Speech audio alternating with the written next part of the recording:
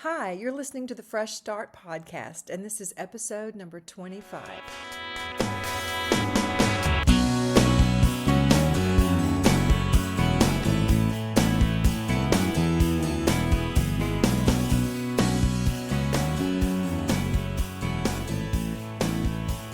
Hey everyone, welcome to the Fresh Start podcast. This is Marcia, and I'm here, of course, with Stacey. Hey, Stacey. Hi, everybody.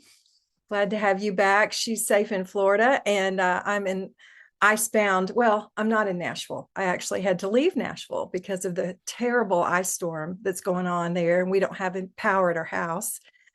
And a lot of people don't. So anyone listening out there, throw Nashville some prayers, because even after power gets restored, there's been so much damage, and the cleanup is going to be horrendous. It's awful there. Anyway, we had to come down to a little Airbnb that we have down south of Nashville to get power. And I called my friend, Royce, my dear friend who lives in Minneapolis, to check on him yesterday. And we were having this amazing conversation. And I thought to myself, we have to talk about this on the podcast. So today we have my dear friend, Royce. Welcome, Marcus. Hi, thank you. Thank you for having me on your award-winning podcast. And if you haven't won any awards yet, you surely will. So hang tight on that. Although awards don't mean anything, it's what, anyway. Thank you for having me. I'm a mess this morning. Hey, we all are. It's a crazy thing. And I know that you don't want to make this podcast about you, but I do have to tell everyone that you are an amazing singer-songwriter, musician, photographer, actor, podcaster. You do it. You're an overachiever. No, I really just get bored, and I'm like, what should I do today? Write a book. Okay. Write a book, author, yes. But you're putting so much good work out into the world, and you inspire me every day. And anyway, we'll put a link to Marcus's Substack. He wrote an amazing Substack today that y'all need to check out. And y'all need to check him out where you can. So his link will be in the bio. But I know, like I said, you don't want this about you today. We're going to talk about Minneapolis. You live in Minneapolis, and you were telling me some amazing stories yesterday. But first of all, how are you? How are you doing with all this up there in the middle of everything? I'm full of gratitude. Maybe not everybody watching this knows what's even going on here. There are people that are unaware of what's going on here in Minneapolis, but I'll just do a brief recap if that's okay. Yeah, good point. So we're all familiar with the administration's desire to kind of ramp up the export of illegal immigrants in our country. And our state, Minnesota, was targeted because we lean to the left, and they don't like that. And we're actually a very small state. It's a very cold state, and with a very small, we have a lot of immigrant communities here. We have Hmong community, a very, very large Hmong community, and a very large Somali community as well. And you know what I like all these details. There's so many details, and it's just swirling around. Yeah. But there was a right-wing young guy, a media influencer, that was sent to town around the end of December to expose Somali daycare fraud. You probably heard about this, right? And so he went into these places and said, "There's no children here," and it became very publicized, and he got Journalist of the Year from Mar-a-Lago, whatever, I don't know, something like that. But what he did was not truthful. But what it did is it set up this impetus from the administration, our federal government, to say, we need to go clean up Minnesota because it's a mess. And the name calling and the just outright racism has been on full display. And that's what the desire was, to come in here and ramp up the ICE operations, bringing in thousands of ICE officers into our state and Minneapolis in particular to remove the illegal immigrants that are the worst of the worst. And what's happened is that they've been very sloppy about it. They've been very reckless about it. And, as we know now, it led to the murder of Renee Good and Alex Preddy and so many other people that have been assaulted and dragged out of their cars, dragged out of their homes, their phones taken, they're thrown into the detention center. And then they found out, oh, you didn't do anything wrong. So they released them. I mean, it's just like, it's a whole ball of insanity that's happened here. But some beautiful things are happening here as a result of that. And so we could talk about that. So your initial question was, how am I doing? Well, you know what? You wake up in the morning, you're like, I think I'll have a bowl of oatmeal. And then you're like, oh, right, federal government occupation of my city. Yeah. Yeah. You're like, what can I do today? How can I be a voice of hope and reason to the people that are in my circle of influence? And then you're like, I think I need a nap right now, or oh, I need to do some work, or it's a dissonance of what the stuff going on in our brain, because I don't think I can always live in the, oh my God, what's going on? We can't live there, right? Right. We have to have like the times like, and I'm watching some good TV shows right now, and I just watched the Oscar nominees. Like you kind of have to have these, you could call them escape mechanisms or survival techniques in place. So I'm working on all of those throughout all of this so that we don't go bonkers. Yeah, just the ability to adapt and practice some resilience in the face of all of that. Yeah, and that's what I've seen so much through these last few weeks. It's been a beautiful showing of the incredible heart in humanity, and I'm so proud of our people. I think that we have been demonstrating to the entire world what it looks like to stand up for one another. And so it's an honor to be a Minnesotan.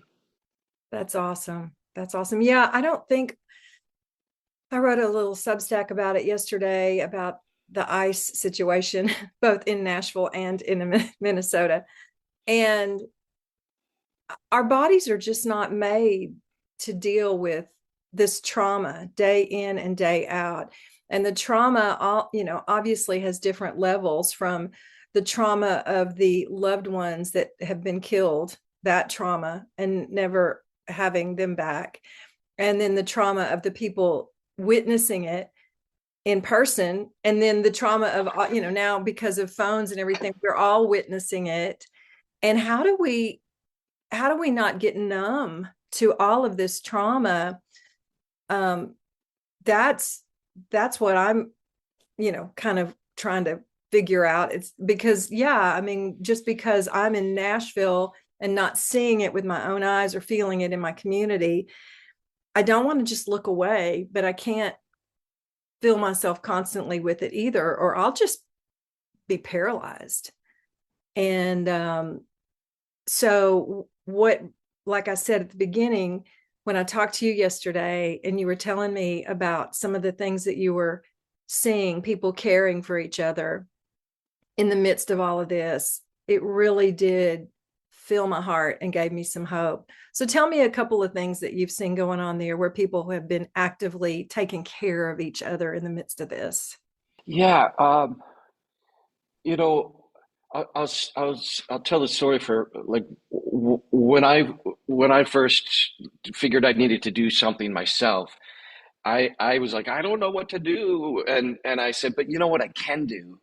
I can open up my apartment and I can put out an invite on Facebook and say, man, if you're feeling lost, if you're feeling frustrated, or just wants a place to come and be together with other people, let's just come together. And I invited people to bring something to share, whether it was a piece of art or a story or something to eat, and we had we had six beautiful souls here in my apartment, and we talked about how we're feeling.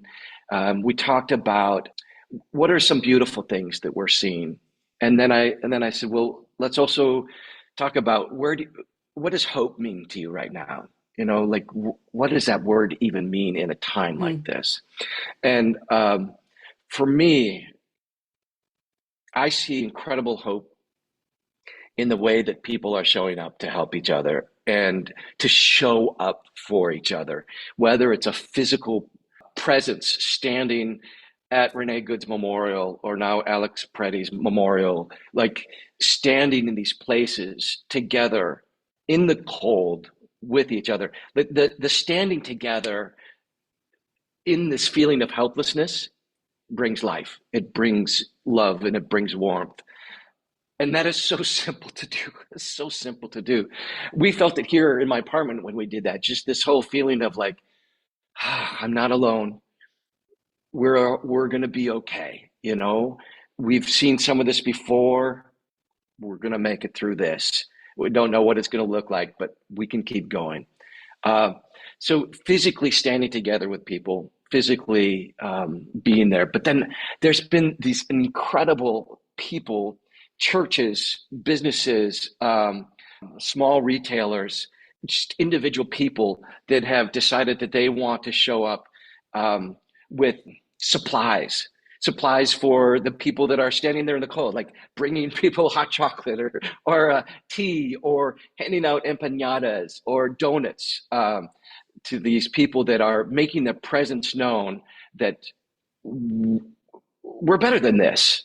These demonstrators are saying, you know, number one, please stop murdering us.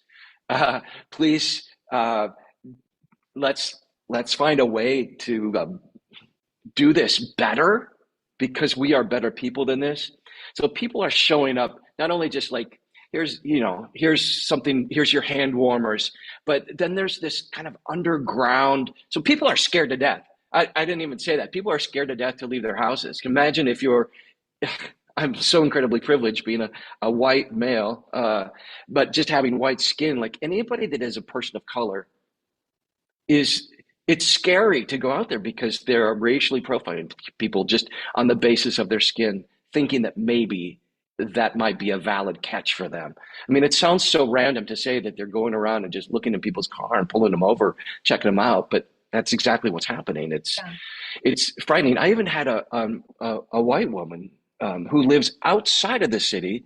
She told me, she said, and I say white, you know what I mean? I'm saying that on purpose, like white privilege, obviously, but like she said, I don't want to go to the grocery store. I'm afraid because I don't want to get caught in the middle of something. Yeah. And so there's this terror that's just gripped this whole city.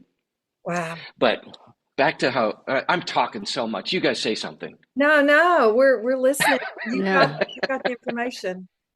Well, people are showing up. So because so many people are afraid to leave their houses, they're afraid to go to school because they're targeting schools. They're targeting bus stops, and so people are showing up at the schools and saying, "I'm going to help walk you home so you get home safely." They're Oh, standing at the bus stops with kids to say, "I want to make sure that you get on this bus safely." Yeah. I read a That, story today of a woman that was removed from her newborn. And so another woman in the community was providing breast milk oh, to this baby that's been separated from her mom. yes, multiply that times thousands of instances like this where people are stepping in. There was a media person. She went right after Alex was murdered on Saturday. She went right to that location and she was standing there. She had her press vest on, and ICE doesn't like it when you're filming what they're doing. They don't want to have any accountability. right. And so that really pisses them off. And so they were trying to move people back. They moved kind of a caution tape line back, and they ended up pushing this woman reporter down on the ground and pepper spraying her. And she was yelling, I'm press, don't touch me." And And then she said that after that happened, not only was it, of course, incredibly painful, and the chemicals are all over your clothes, your jacket, and all that stuff in your eyes. She said people ran to her and grabbed her and said, "I got you." And they have like these supply kits that they help you wash out the chemicals out of your eyes. Then they give you things to wash things off your clothes. This one lady said they invited her into their house, said, "You can use your shower, you can use our shower here, we will give you food." Like, it was this, just Wow. this community embrace of like, we've got you. And that's the kind of person that I want to be, is these people that are going, okay, this is really crappy, but how can I be a helper? There are kind of underground, this is a bad term, but underground railroad systems that are in place to help get personal products to young Mm. Somali women who are afraid to go to the drugstore or the grocery store to get what they need. I mean, there's supplies that are being delivered, groceries that are being delivered. I mean, everything that you can think of so that we can help people survive and get through this. Um, it it's remarkable to see it, and then to know that there's these, like, people are coming to our area not just to cover it in press, but there's been hundreds of clergy members from around the country Yeah. that have wanted to come here, and like they came. I think last Thursday was the target date, and then Friday morning they had a multi-faith service at a local synagogue, and then they went to the airport, and there was a ton of demonstrators there, and they staged a sit-in. It was in a very innocuous place in the airport. I'm very familiar with the airport and how it works. Like the main terminal where you do all the drops off and stuff over here. And here's like an extraneous. Well, anyway, they were over here, Yeah. and it was like brilliant. There's so many people that know how to do this well and know how to do it effectively and how not to um, ruin life for everybody else, Yeah. while they're doing it. Well, these clergy members sat on the ground, and as they were saying the Lord's Prayer, they were arrested and put into buses, and they drive them not too far away from the airport to the federal detention center, where basically it's the holding pen, where when they collect somebody, they take them to the detention center, and they were charged, written up, and then released. I mean, it was so perfunctory that. Um, it's kind of silly that it Yeah. happened, but and then they're like, "Hey, let's go back to our warm hotel rooms." They did not say that. They said, "Hey, let's go downtown Minneapolis and join the 50,000 other people descending upon our downtown to demonstrate that we do not approve of the way this is going."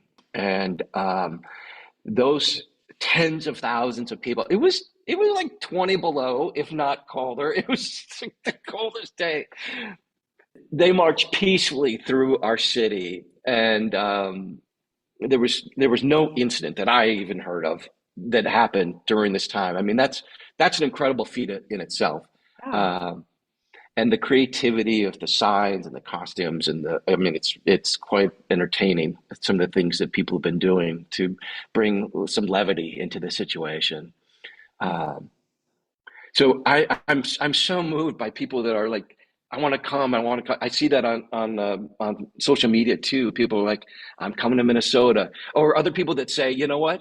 I'm going to wait till this settles down, but then I'm going to come to Minnesota and I'm going to support that economy, and I want to meet those people.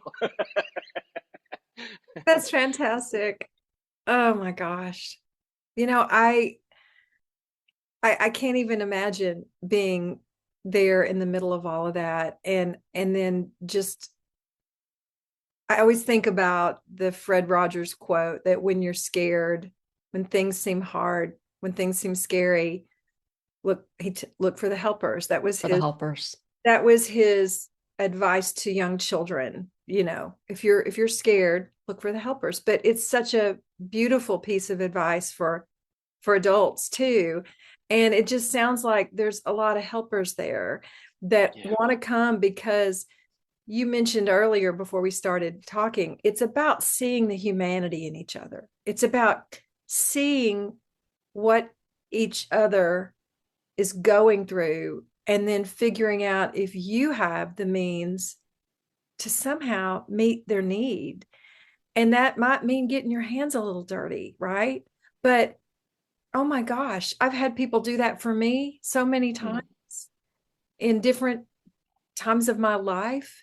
And that's been going on a little bit in Nashville too. There's people that are literally begging for help in their homes. It's freezing here, unusually freezing than, when it should be. And they can't get food, that they need heat, they need relief, they need showers. And I'm seeing the same thing. I'm seeing people say, hey, if you need a shower, we have power at my house. Just come over, just knock on the door. That's all you got to do. And just say, I need a shower. And you come in. I don't care who you are. My friend Britt Savage said she was looking in her kitchen and noticed they had a bunch of spaghetti. And she just got this idea that if there was some business in town that was open, like a restaurant that would be willing to cook it, that she wanted to start a fund. She said, I'll donate the first $100 and I'll raise the money on Facebook and we'll just buy a bunch of spaghetti and you can hand it out to people for free that need a hot meal. And she got in touch with Caliber Coffee, a little coffee shop in Donaldson. And she called them and they said, give us a minute to think this through. And they called right back and they said, we're in. So tomorrow from noon to 4, they put out a big thing. If you are hungry, if you are cold and you need a hot meal, come in, get some heat and get a free meal of spaghetti. I mean, Yes. it's and I was so proud of Britt. It was like her Yes. idea. And I'm proud of the Caliber people for like figuring out how to make this happen and just try to serve each other. It brings me to tears, to see all this happening. Because it's so beautiful and it cuts to the core of like what is in our souls. Like I believe that we are created solely to be vessels for love.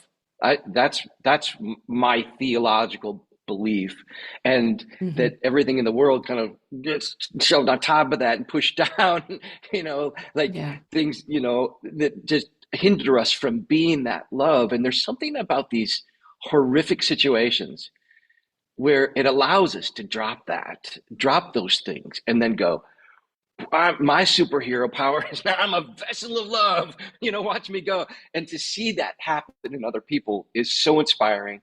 And I hope that anybody watching this can know that you actually too have that superpower. You can be that complete vessel of love. You might be thinking, well, I'm inadequate. I don't have anything. I opened the door of my apartment and said, "Come in and sit down." Like, I didn't. It's so easy, and maybe that's something you'd want to do. Maybe there's people that are around you in your area that you're all kind of scratching your head and you're not really sure how to respond to this. Come together, be together, eat some spaghetti together, share coffee. Like we have to stick together and remind each other of the beautiful people that we are, and that Mm-hmm. we are capable of doing incredibly beautiful things. Um, Yeah. that's what I love, and that's something that politics doesn't allow us to see. And politics is about dividing us, putting us into categories so that we can say we're right, they're wrong. I know there are other aspects of our society that does that as well, but in politics in general, they're trying to point out how horrible some people are and how great they are. Yeah. And we're here to say our beauty, our loveness transcends all of that. It transcends race, it transcends uh, sexuality, gender, and age, any of that. There was a community spokesperson named Marcia Howard in this done some really beautiful speaking out during these days, and a couple things that she wrote. She said, "We are better neighbors now 3 weeks in than we were 3 weeks ago." Mm-hmm. Yeah, love that. And she said, "You know why they hate us? Why they're targeting us? Because we don't hate each other." Right. Well, the thing is like, in order for this kind of fascism to take hold and take root, we have to buy into the fact that other people are not human like us.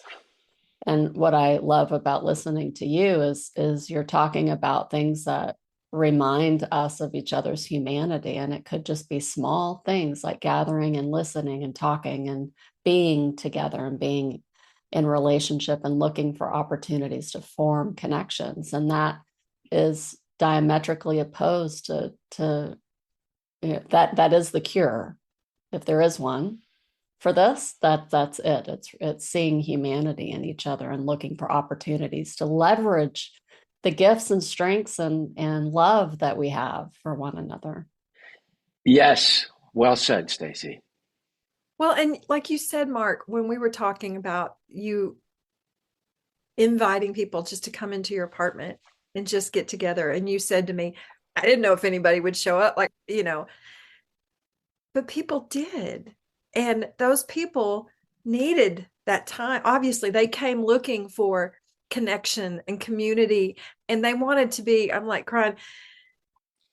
People need to be seen all the time, and they need to be seen, especially when they're hurting. And sometimes if you can't meet all of their needs, you can just say, I see you and I care and I feel this. And that, when I've had people say that to me, it lifts a weight off my shoulders somehow, Yes.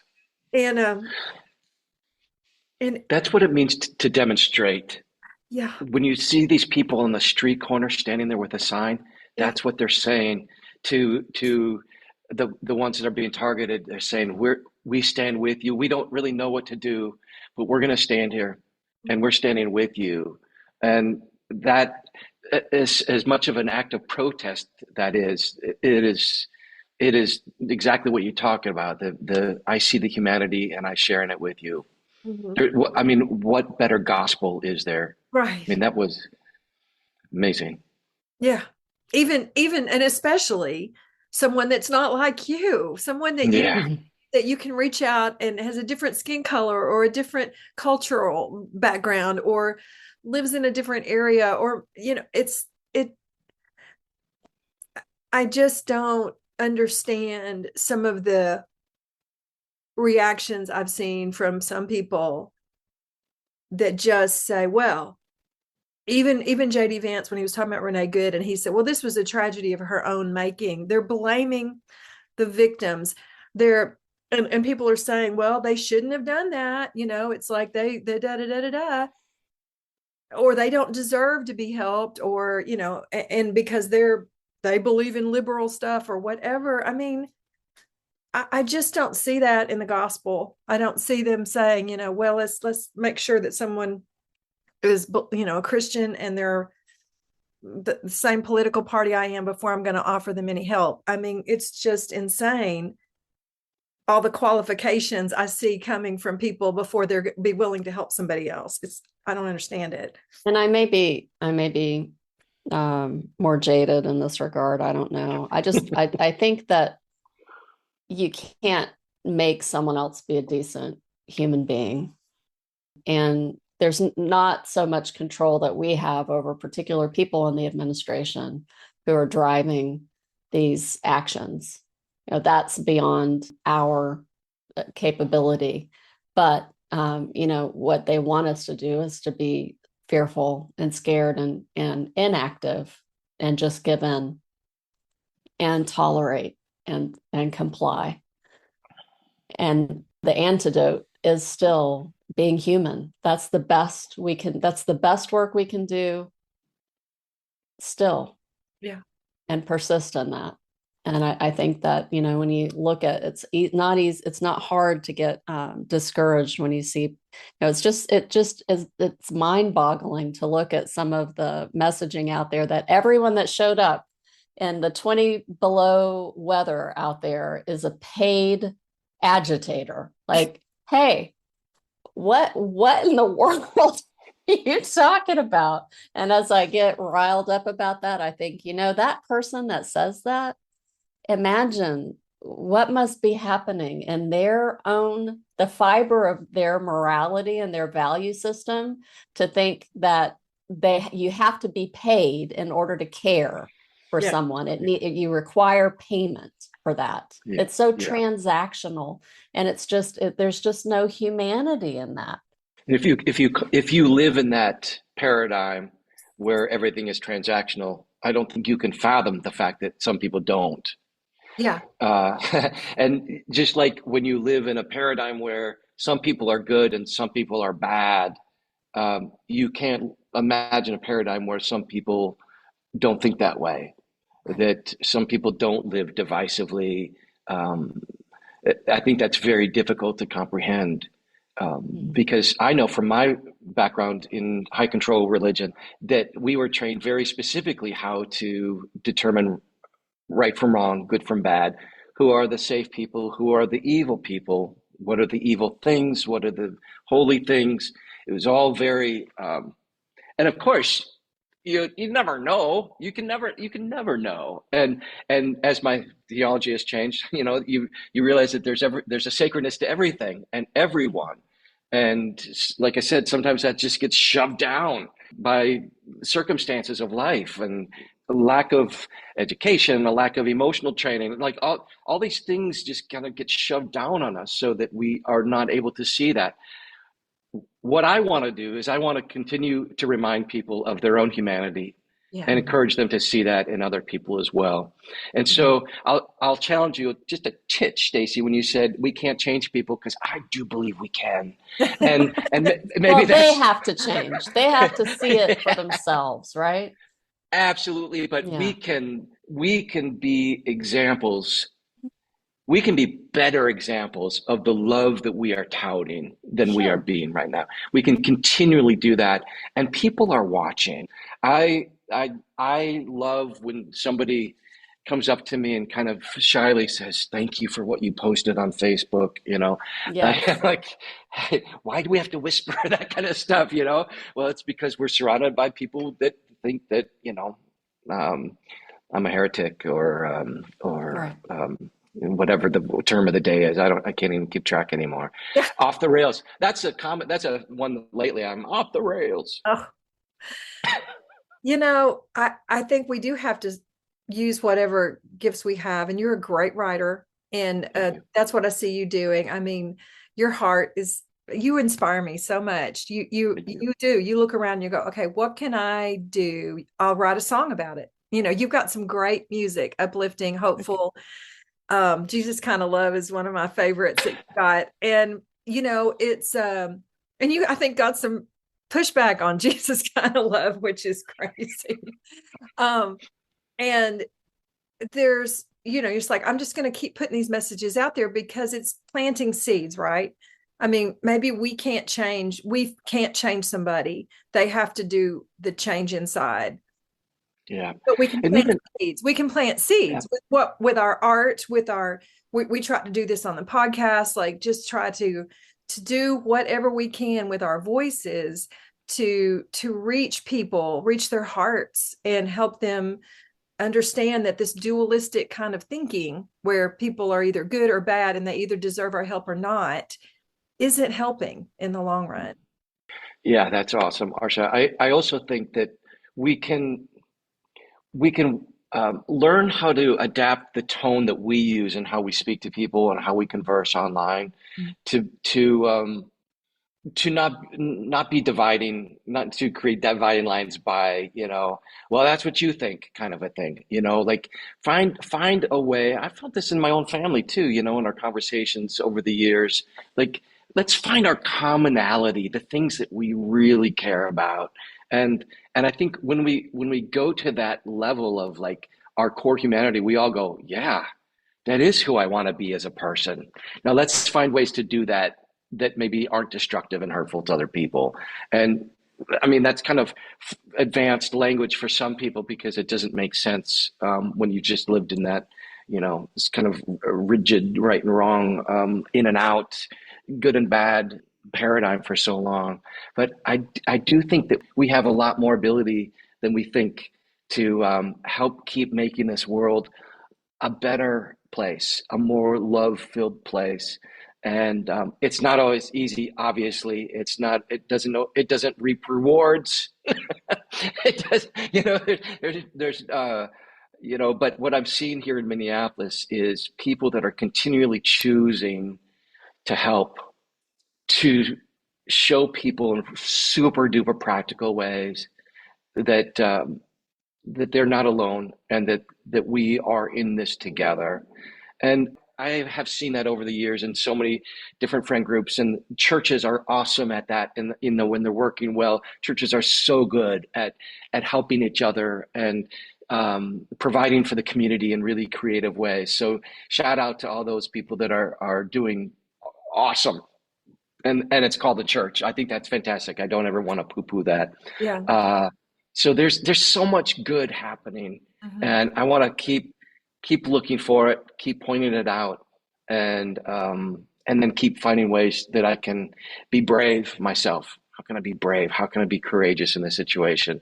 How can I be the most helpful? Those are the things I want to keep asking myself. Those are great questions. We should all Thank ask ourselves that. And that's why you're the Hope Guy. That's why your Substack is Crazy Hope. And then you also have the Live Hope Minute. And yeah, I just love that you focus on hope and humanity. And we're Thank just you. so grateful that you were willing to come on today and share what you're seeing right there in Minneapolis. Because I think a lot of people are hearing all the bad stuff that's coming out of Minneapolis, and it's real, and It's very bad. we should be paying attention. But man, I found hope in our conversation yesterday, and I found it in our conversation today. So thank you so much, Marcus Royce, for coming on. Love you, friend. Thank It you. was so nice to meet you and hear from You you. too. You too, Stacey. Thank you. Thanks, Marcia. Yeah, everyone stay safe out there, whatever's going on in your world. Thanks for listening to the Fresh Start podcast, and we will see you in a couple of weeks. Bye. This episode has been brought to you by God and My Girlfriend's Ministries. If you're looking for a faith-based community where everyone is accepted, all beliefs are welcome, and no judgment, check out godandmygirlfriendsministries.org, where you can find more information about our book clubs, both online and in person, upcoming retreats, and all the events in your area. You can also find out about one of our favorite things that we do, our Single Moms Christmas Blessing Ministry. So go check out godandmygirlfriendsministries.org. We would love to have you a part of our community.